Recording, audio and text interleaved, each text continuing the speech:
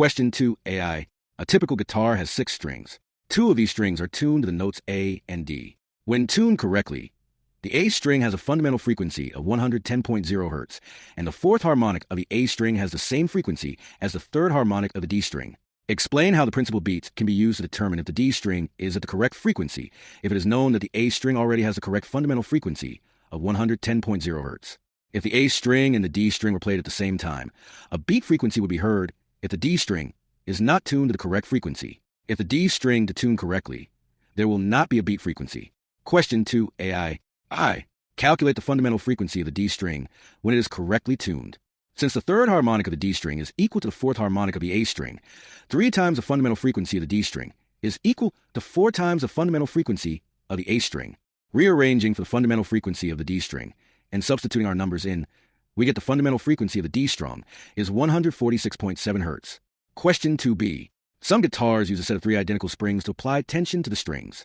The 3 springs all have spring constant K and an unstretched length, L0. They're then stretched and connected between the bottom side of a pivoted metal plate, called the bridge, and a fixed spring plate, as shown.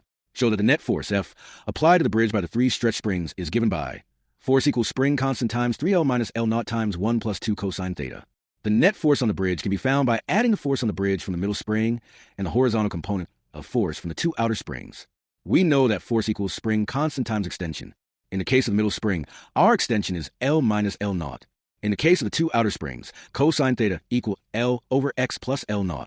Rearranging gives us X equals L over cosine theta minus L0. Therefore, F equals K times L over cosine theta minus L0.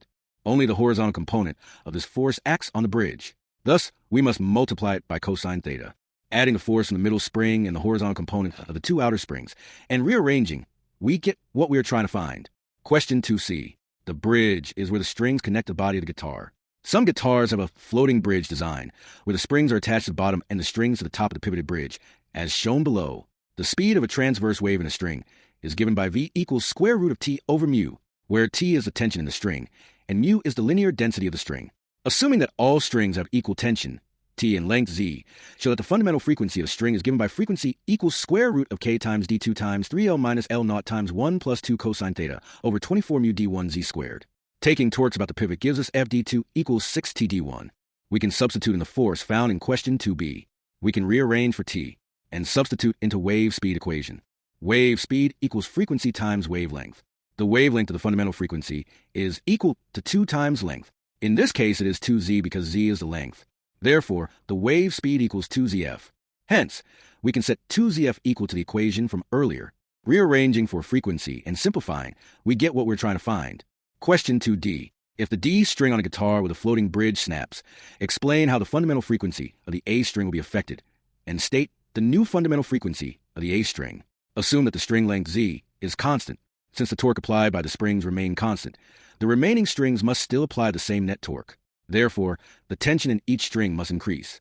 Since the tension has increased, the wave speed also increases. Since the wave speed has increased, and the wavelength of the fundamental standing wave is constant, the fundamental frequency of each string must increase. Since wave speed equals square root of tension over linear density, frequency times wavelength equals square root of tension over linear density. Since the wavelength and linear density are constant, frequency is proportional to the square root of tension. Initially, the tension was equal to F over 6. However, since one string has snapped, the tension is now equal to F over 5. Dividing final tension by initial tension gives us 6 over 5. Hence, the tension has increased by 6 over 5. Since tension increases by 6 over 5, the frequency must increase by square root of 6 over 5, since it is proportional to the square root of tension. Therefore, the new fundamental frequency of the A string is equal to the old fundamental frequency of the A string multiplied by the square root of 6 over 5. 110 times square root of 6 over 5 equals 120.5 Hz. Therefore, the new fundamental frequency of the A string is 120.5 Hz.